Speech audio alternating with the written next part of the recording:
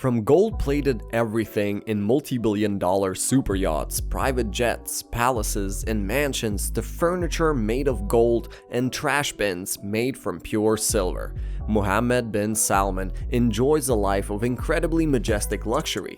He even uses tissue paper plucked from pure gold-plated tissue dispensers that are decorated with diamonds.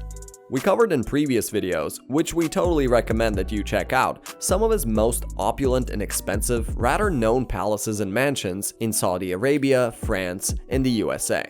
Today, we will take you to Mohammed bin Salman's secret sumptuous abodes in Marbella, Spain, on the Atlantic Ocean in Morocco, and on the Mediterranean in southern France. And we will also go a step further and tell you about his 5 under-construction palaces in his private, massive, futuristic $1 trillion city-state Neom. Stay tuned and watch till the end, because today we're not going to stop just there, and we'll tell you about his gifts to the ladies of the British royal family, which include priceless jewelry that blinds the eyes. Let's start with France. And no, today we're not going to talk about Mohammed bin Salman's $300 million Chateau Louis, which we covered before. Instead, we are going to his other, less known, hush-hush, luxury properties in Paris and South France. We're not quite sure why Mohammed loves France more than other locations to vacation like a king, but we are betting it has to do with more than just the culture. France is known for its opulence and good-looking ladies, among other attractions. Mohammed has some very impressive and significant holdings in France that cost him more than $1 billion. Property records there show that he owns a dozen apartments in the affluent 16th arrondissement of Paris. Whenever he visits one of his properties in France, his motorcade often features top-of-the-line spanking new black Mercedes sedans and Range Rovers, in addition to his hallmark, the 2 golden Cadillac Escalades, and one-of-a-kind armored Maybach limousine.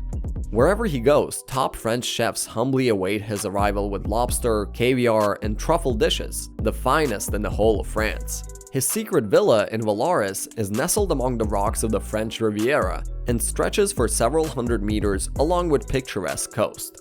Upgrades to his luxurious villa in recent years cost him well over $100 million. Built in 1932 by the architect Barry Dirks, Chateau de l'Horizon, as it was once known, has hosted many famous guests, including Winston Churchill, Rita Hayworth, and Marilyn Monroe. Sometimes, Mohammed bin Salman does not feel like chilling in France, so he heads to his other secret vacation-purposed palace that spans 74 acres in Morocco, which cost him about $200 million so far. Can't really blame the guy. Sometimes the mood calls for an Atlantic breeze rather than Mediterranean. You know how it is, right? Naturally, the beaches near Cape Spartel, not too far from the Strait of Gibraltar, would make sense.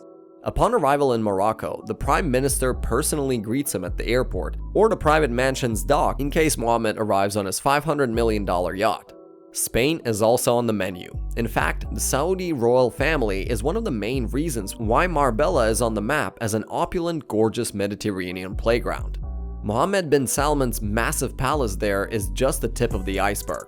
He owns numerous other nearby properties on a staggering 48,000-hectare chunk of prime real estate called Las Lomas, a hillside overlooking the Golden Mile. Let's now head to Saudi Arabia. We already covered his many majestic palaces there. However, as we mentioned in detail in other videos, Mohammed is building a massive futuristic city-state on the Red Sea named Neom at the cost of $1 trillion.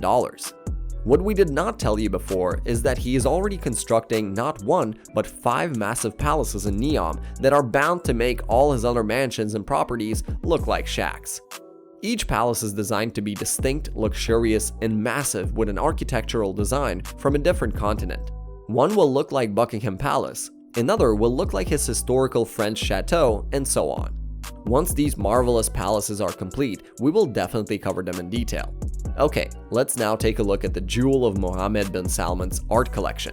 Salvator Mundi, which means the savior of the world, is a portrait of Jesus Christ that has been righteously dubbed the male Mona Lisa. The painting made art world history in 2017 when more than 1,000 super wealthy art collectors, dealers, in addition to the elitist onlookers, packed into a room at Rockefeller Center in New York as the venerable Christie's auction house sold the painting for a record-breaking $450 million, making it the world's most expensive painting ever. more than 150,000 art fans from around the globe watched the auction via a Facebook livestream. It was nothing less than an extremely extravagant event that reflected the rarity of authenticated works by Leonardo da Vinci. Imagine this: despite the Italian master's enormous fame and influence, there are fewer than 20 paintings in existence judged to be from his own hand, and all of them are part of museum collections. Christie's called the painting the greatest artistic rediscovery of the last 100 years. Guess who bought it? Indeed, it was Mohammed bin Salman. He dispatched his cousin, Badr bin Abdullah, as a proxy to buy it on his behalf quietly. To date, it has never been seen again. The whereabouts of the magical art piece remain a mystery. Some believe that the 500-year-old painting was being kept on Mohammed bin Salman's 440-foot superyacht, Serene. Others believe that it is hanging on one of his gold-festooned bedrooms back in Saudi Arabia in the super safe and heavily protected luxurious Al Yamamah Palace. The painting was previously owned by a Russian oligarch who bought it for $128 million just 2 years later. Nevertheless, we are crossing our fingers because there is the news that Mohammed is currently building a one-of-a-kind unparalleled museum called Wadi Al-Fan, which means the Valley of Arts in Arabic. It is widely expected that the iconic Salvator Mundi will be showcased in Wadi Al-Fan. Now onto the ultra-expensive gifts for the ladies of Buckingham Palace that we promised. Mohammed bin Salman seems to be following the footsteps of his elders and former kings, who used to give the Queen and Princesses of England priceless and rare pieces of jewelry with and without an occasion. He gave the Duchess of Sussex, Meghan Markle, priceless rubies and emeralds made by Chopard as a wedding gift. Mohammed personally brought the jewelry to Buckingham Palace. Meghan was humbled. The amount of royal Saudi jewels in the British royal family vault is quite impressive and worth hundreds of millions of dollars. The Saudi royals have a long history of bringing precious gifts to the Windsors. As far as we can tell, this phenomenon started in May 1967, when King Faisal of Saudi Arabia traveled to the United Kingdom for a state visit. He brought with him a rather glittering gift for Queen Elizabeth II, a diamond necklace made in the 1950s by Harry Winston. The piece is set with more than 300 diamonds, including baguettes, brilliants, and 11 pear-shaped diamonds set as pendant stones. The stones are set in platinum, and the necklace features a combined weight of more than 80 carats of diamonds. The Queen's collection also includes a second Saudi diamond necklace that was given to her by King Khalid in 1979 when she visited Saudi Arabia. This piece was created in 1978. Made of diamonds set in platinum, the fringe necklace features 20 pear-shaped diamond pendants radiating out from the central band of diamonds. In 1987, King Fahd of Saudi Arabia gifted the Queen a demi-parure of diamonds consisting of a necklace and earrings set with pear-shaped diamonds. Earlier, in 1981, King Fahd gave a suit of diamond and sapphire jewels made by Asprey as a wedding present to Diana, Princess of Wales.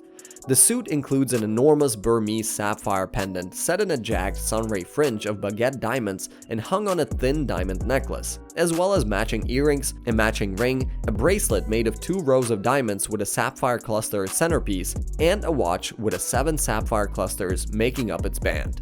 These are just a few to name, and they all arrived in heavy pure gold boxes.